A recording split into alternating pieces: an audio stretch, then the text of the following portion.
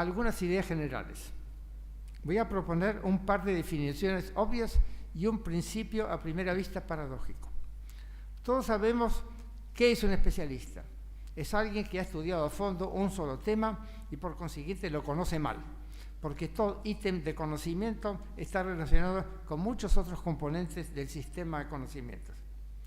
Un generalista, en cambio, es alguien que ha estudiado un poquito de todo y que en definitiva no sabe a fondo en detalle nada en particular. De modo pues que el hiperespecialista no es capaz de abordar problemas gordos y el generalista no está capacitado para resolver problemas particulares. ¡Qué dilema! Pero no desesperemos. El buen gerente, al igual que el buen chef, el buen entrenador de fútbol, el clínico, el director de orquesta o el director de laboratorio, es perito en un tema y conocedor de varios otros. No cree en eso de zapatero a tus zapatos o cada carancho en su rancho. Es capaz de aprender nuevos temas a medida que necesita informarse, así como de ubicar todo problema en un contexto amplio y una perspectiva amplia y a largo plazo. Sobre todo, sabe a qué especialistas o publicaciones debe recurrir y cómo debe coordinar su labor. Un dirigente de este tipo tiene múltiples insumos y por consiguiente también múltiples productos. Es al mismo tiempo un especialista con tendencia a generalizar y un generalista dispuesto a especializarse. Une lo global con lo local. Es lo que puede llamarse un glocalista. Y ahora viene el principio paradójico que anuncié hace un rato. Dice así: el mejor experto es el glocalista, o sea, el especialista convertido en generalista o el generalista que ha aprendido una especialidad. Las especialidades se asemejan a las islas de un archipiélago. El problema es cómo saltar de una isla a la próxima, si se prefiere. ¿Cuáles son los puentes que unen o pueden llegar a unir a las distintas ramas del conocimiento? Por ejemplo, ¿cómo se pasa de la sociología, de la organización industrial al management o de la microeconomía a la macroeconomía y viceversa? ¿Qué puede hacer un especialista para saltar por sobre las aguas que lo separan de sus vecinos? Obviamente tendrá que intentar tender puentes. Ahora bien, hay puentes de dos clases, especiales y generales. Los puentes especiales son específicos o dependientes de la naturaleza del asunto, tales como las hipótesis que unen a la física con la química, a la química con la biología, a la biología con la psicología, a la psicología con la sociología y a esta con la economía. Su estudio pertenece a las ciencias especiales involucradas y a sus respectivas metodologías. Aquí examinaremos los puentes universales, o sea, los puentes que no dependen de la naturaleza del asunto. Los principales son los siguientes. Primero, lógica o ciencia del argumento deductivo. Esta ciencia impone claridad y coherencia y establece las reglas válidas de la argumentación, independientemente del asunto. Es la ciencia más universal. No cualquiera puede saber si lo que dice un experto en estrategia empresarial es cierto, pero cualquiera puede verificar si lo que afirma se sigue válidamente de lo que es supuesto. No cualquiera puede diseñar una nueva estrategia, pero cualquiera puede ver si una estrategia dada ha sido formulada en forma precisa y por lo tanto inteligible y comprobable. Supongamos, por ejemplo, que la gerencia de una empresa se proponga como meta principal el crecimiento de la empresa. Lo primero que preguntará el consultor o incluso el filósofo es qué clase de crecimiento se desea. ¿Crecimiento de la producción o de la productividad? ¿Crecimiento de las utilidades o de la participación en el mercado? ¿Crecimiento de la capitalización en la bolsa o del crédito? ¿Crecimiento de las existencias o de la velocidad de suministro? ¿Crecimiento del reconocimiento de la marca o de satisfacción de la clientela? ¿Y crecimiento de la satisfacción de los accionistas o de los empleados? Una vez aclaradas estas ideas, se presenta el problema de si se puede crecer simultáneamente en todos los respectos o si se puede crecer en uno de ellos sin crecer al mismo tiempo en otro respecto. Por ejemplo, el suministro rápido exige mantener un stock existencias muy voluminosas, lo que es muy costoso. Hay que hallar un compromiso entre ambos desiderata, que es un problema típico de la investigación operativa. Se impone, pues, dar el próximo paso, buscar el puente matemático, hay que ser un modelo matemático de la empresa. En principio, cualquier conjunto de ideas razonablemente claras puede matematizarse. Por eso es que hay ideas matemáticas en todas las ramas de la ciencia y de la técnica, e incluso en la filosofía. La matemática sirve tanto para sintetizar como para analizar, para construir como para destruir. Sea, por ejemplo, el principio de optimalidad de Pareto, que se invoca a menudo tanto en economía como en ética y en management. Según el principio de optimalidad de Pareto, el estado de una economía o de una sociedad es óptimo cuando uno no puede obtener más sin que otro pierda algo. En términos de la teoría de juegos, las mejores estrategias serían las de suma nula. Sin embargo, cualquier división del pastel social, por inequitativo que sea, satisface esta condición. Por ejemplo, en caso de dos grupos o dos personas que comparten una riqueza dada, la condición,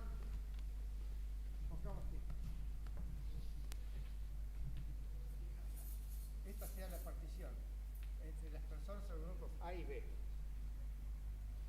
Esta es una partición que cumple, gracias, que cumple la condición de optimalidad de Pareto, porque cualquier cambio que favorezca a A va a desfavorecer a B y viceversa. Pero esta otra partición la cumple igualmente. Entonces, la condición de Pareto,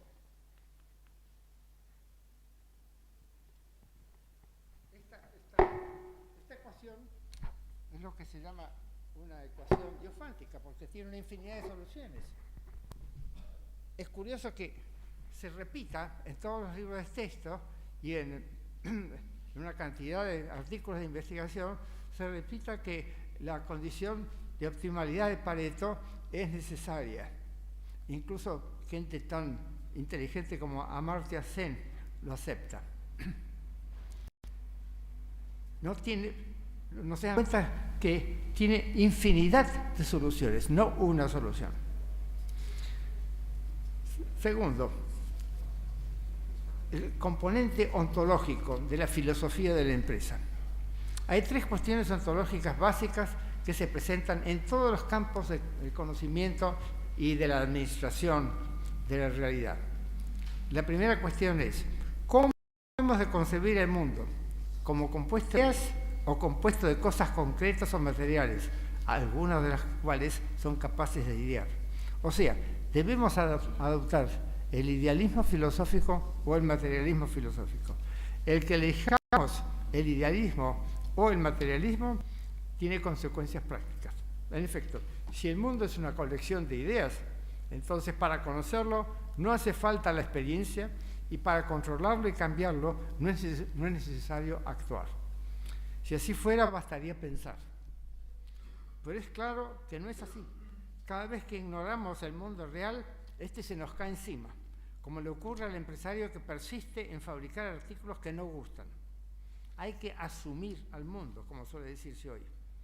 Y para evitar que se nos caiga encima, hay que entenderlo. De aquí la importancia de las ciencias y de las técnicas, sea que traten de la naturaleza o de la sociedad.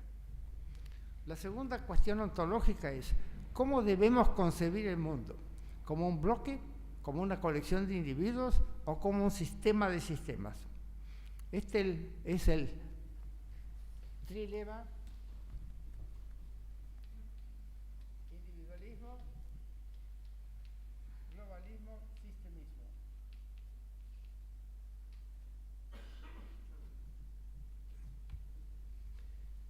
En todas las ciencias sociales se supone el individualismo, es decir, se supone que la sociedad, como dijo Margaret Thatcher, no existe, solamente hay individuos. Así le fue. En cambio, Hegel, el típico globalista, el que se resistía a analizar las totalidades. El que elijamos uno de los tres cuernos de este trilema, tiene consecuencias prácticas. Si optamos por el globalismo, nada podremos hacer, porque ninguno de nosotros será otra cosa que una insignificante gota en un océano, o para tomar la metáfora que usa Leo Tolstoy en La Guerra y la Paz, cada uno de nosotros es apenas una hoja barrida por el temporal de la historia. Tampoco podemos hacer mucho si adoptamos el individualismo, ya que el ser aislado no existe, ni al nivel atómico ni al nivel social. Solo el sistemismo alienta y explica la acción eficaz. Yo puedo hacer algo en la medida en que admita que cada uno de nosotros pertenece a más de un sistema social y en que interactúe con otros o contra otros a la luz de una visión sistémica de las cosas y no de una visión sectorial. En resumen, para actuar eficazmente hay que empezar por averiguar cómo son las cosas reales. Finalmente, la tercera cuestión ontológica es cómo cambian las cosas, es decir, cuáles son los mecanismos y ritmos del devenir. La oposición tradicional es que todo cambio, la posición tradicional, la opinión tradicional, es que todo cambio es meramente cuantitativo, que consiste en moverse, crecer o decrecer, de modo que las cosas solo difieren por su posición, tamaño y complejidad. Esta opinión fue refutada hace 2 siglos por la química, la biología y la historia. Estas 3 disciplinas, aunque muy diferentes, han mostrado la importancia de los cambios cualitativos, de la emergencia y extinción de sistemas dotados de propiedades sistémicas o emergentes, es decir, sistemas de propiedades de las cuales carecen sus partes, sus componentes. Sin embargo, el concepto mismo de emergencia sigue provocando extrañeza en muchos, pese a que la vida es una secuencia de emergencias y submergencias más o menos sorpresiva. Ningún diccionario de filosofía, salvo el MI, contiene las voces emergencia o siquiera sistema. En cuanto al tiempo, o al tempo, mejor dicho, o ritmo del cambio, recuérdese que hay partículas elementales que viven menos de un picosegundo y hay productos comerciales e incluso compañías que no duran un año.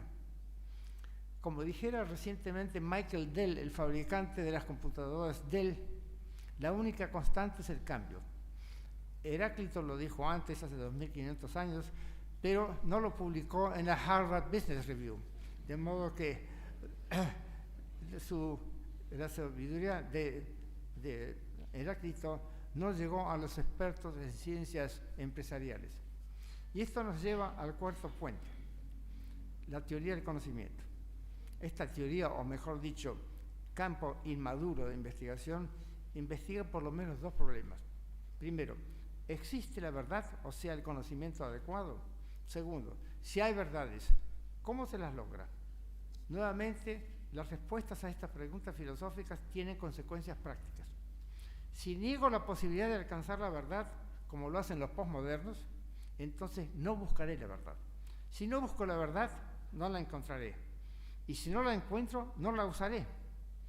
Y si no la uso, no podré hacer frente a los desafíos de mi entorno natural y social. Por ejemplo, un empresario modernista, si lo hubiere, no encargaría investigaciones mercadotécnicas, ni menos aún modelos de investigación operativa. Ni siquiera llevaría la contabilidad, ya que no cree en la verdad de costos ni de beneficios, ni menos aún de auditorías. Sin embargo, quien crea en la posibilidad de alcanzar la verdad, si es realista también será escéptico, o sea, admitirá la posibilidad de error. Deberá ser entonces falibilista. Pero el realista también sabe que a veces es posible corregir el error, o sea, será tan meliorista como falibilista. Acertar es tan humano como errar. En otras palabras, el realista admite que hay verdades y falsedades parciales además de verdades y falsedades totales. Y sabe que hay métodos de aproximación sucesivas a la verdad total, como saben muy bien los matemáticos aplicados y los físicos. Es un escéptico modelo metodológico, no es un escéptico radical y sistemático. No duda de todo, ni duda porque sí, solo duda de a poco y cuando tiene razones para desconfiar. Por ejemplo, un buen encargado de compras no adquiere ni rechaza un producto nuevo por el solo hecho de ser nuevo. Antes de tomar una decisión, pide o manda a hacer pruebas de que el nuevo producto es útil y vendible. Otro ejemplo, el consultor de empresas prudente no compra la última novedad en management que anuncia la Harvard Business Review. Sabe que la neofilia acrítica es tan riesgosa como la neofobia, el odio a la novedad acrítica. La palabra clave aquí es crítica. Por algo solemos decir que el pensamiento crítico supera al pensamiento mágico. Quien triunfa no es el conservador a rajatabla ni el rebelde sin causa, sino quien asume riesgos calculados y acotados. La segunda pregunta, acerca de la búsqueda de la verdad, tiene tres respuestas clásicas. El racionalismo radical o a priorismo, que solo confía en la razón. El empirismo radical o a posteriorismo, que solo confía en la experiencia. Y finalmente, el racioempirismo o realismo, que preconiza unir la razón con la experiencia. Por ejemplo, ¿qué ofrezco a la venta? ¿Productos ya consagrados o artículos originales? Si hago lo primero, si ofrezco productos ya consagrados, enfrentaré una competencia posiblemente ruinosa, a menos que esté dispuesto a emprender una campaña publicitaria tan mendaz como costosa. Si, por el contrario, lanzo al mercado un producto radicalmente nuevo, me arriesgaré enormemente, porque todo nuevo producto es caro y tiene defectos. En efecto, la enorme mayoría de los 25.000 productos nuevos que se lanzan cada año al mercado norteamericano fracasan. La enorme mayoría de los 25.000 productos nuevos fracasan pese a que el público norteamericano siempre ha sido ávido de novedades, con tal que no sean novedades políticas. Estudios recientes de este problema muestran que la estrategia más promisoria no es ninguna de las anteriores, sino una tercera, la que consiste en estudiar el mercado y perfeccionar el producto nuevo, inteligente, pero defectuoso y caro.